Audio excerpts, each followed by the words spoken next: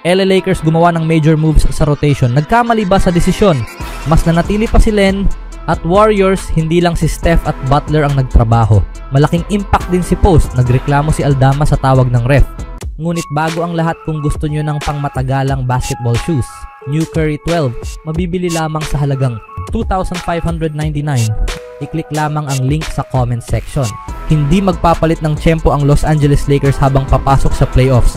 Iniulat ni Dave McMenamin ng ESPN nitong Miyerkules na ang dalawang two-way centers ng Lakers, sina Trey Jemison at Christian Coloco, ay hindi isinama sa playoff roster dahil hindi sila na-convert sa standard contracts bago matapos ang regular season.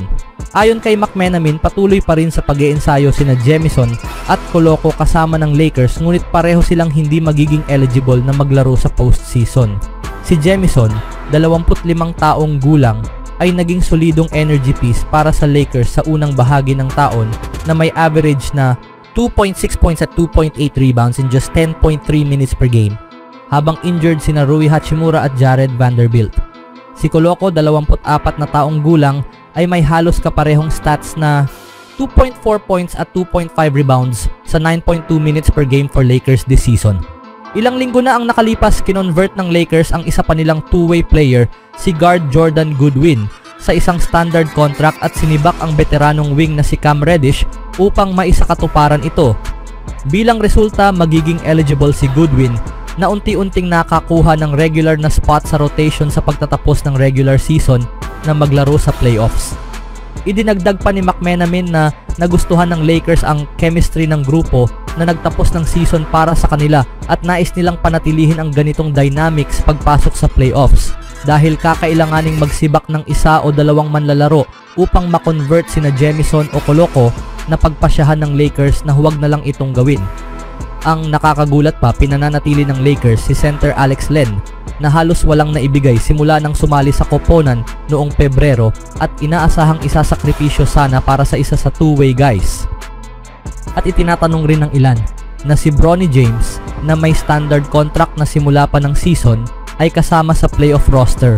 Anong masasabi nyo sa desisyon na ito ng Lakers, mga kaibigan? Sa ibang balita naman, sumakay ang Warriors sa likod ni na Steph Curry at Jimmy Butler patungo na ang Golden State sa NBA playoffs bilang ika-7 seed ng Western Conference para harapin ang Houston Rockets. Bagaman may leading na 20 puntos, natalo ang Warriors ng 9 na puntos sa third quarter at nawala ang kanilang kalamangan sa simula ng fourth. Ngunit sa likod ng sunod-sunod na opensa ni Curry sa huling ilang minuto, nabasag ng Warriors ang kanilang losing streak sa NBA Play-In Tournament at tinalo ang Memphis Grizzlies sa isang epic na laban nitong Miyerkules sa Chase Center, 121-116. Kitang-kita ang clutch gene ni Curry kung saan gumawa siya ng 15 sa kanyang 37 puntos sa ika-4 na quarter. Nag-shoot siya ng 2 3-pointer sa huling 2 minuto at gumawa ng 4 na free throw sa huling 5 segundo upang siguruhin ang panalo. Si Curry ay siyam sa 22 mula sa field, ngunit tumira siya ng 6 sa 13 mula sa 3-point line. Perpektong 13 sa 13 sa free throws at may 8 rebounds, 4 na assists at 1 steal. Isa na namang laro na ipinakita kung paanong lubusang binago ni Butler ang season ng Warriors. Umiskor si Butler ng season high 38 puntos sa 12 sa 20 shooting. Ang veteranong do-it-all ay tila may misyon. Nagtala rin siya ng 7 rebounds, 6 na assists at 3 steals, kasabay ng season high na 18 free throw attempts kung saan 12 ang naipasok. Sa larong ito, narito ang 3 mahahalagang bagay mula sa pagkapanalo ng Warriors sa play-in laban sa Grizzlies. Play-in Jimmy.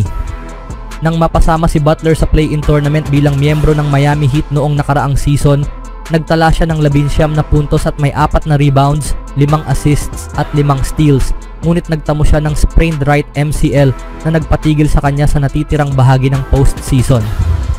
Habang walang tagumpay ang Warriors sa play-in bago ang laban na ito, si Butler ay may napatunayan na. At dala-dala niya ang tagumpay na iyon sa Bay Area. Parang nakita ni Butler ang bawat pulgada ng 7 feet 4 inches na si Zach Edey at ginawa niyang personal na misyon na ipakita sa rookie kung ano ang tunay na ibig sabihin ng malalaking laro. Hinamon ni Edey si Butler na mag-shoot sa likod ng 3-point line at naipasok niya ang parehong tres niya sa first quarter. Hindi lang iyon, umatake rin siya. Sa first quarter pa lang may 10 puntos na si Butler 2 rebounds, 2 assists at 1 steal. Siya ang nangunang scorer sa first half na may 21 puntos sa 7 sa 12 shooting. Ang tanging sablay niya ay 3 free throws. Ang unang 30 punto na laro niya bilang Warrior ay dumating sa huling laro ng regular season. Pagdating ng ikatlong quarter, may 34 na puntos na si Butler sa 11 sa 18 shooting.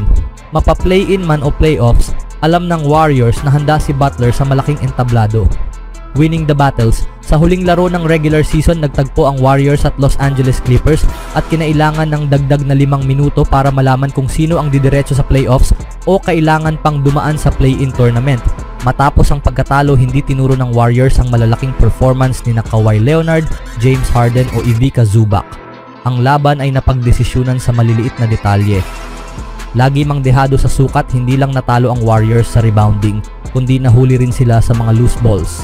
Isa itong aspeto ng laro na karaniwan nilang kinangungunahan. Ganon din ang Memphis. Parehong may average na 5.4 loose balls per game. Ang dalawang koponan sa regular season, pangalawa sa buong NBA. Nakakuha ang Warriors ng kabuang 440 loose balls while the Grizzlies 441. Bagaman natalo ang Warriors sa rebounding 50-39.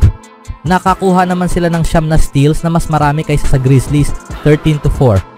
Mayroon din silang 3 blocks habang ang mas malalaking Grizzlies ay may 1 lang. Parehong may 11 fast break points ang bawat team at ang Grizzlies ay may 48 puntos sa paint kumpara sa 42 ng Warriors. Hindi matatawaran ng effort at aktibidad ng Warriors ang iba pang manlalaro. Ang mga stars ang natural na magiging sentro ng headlines at inaasahang magdadala sa panalo.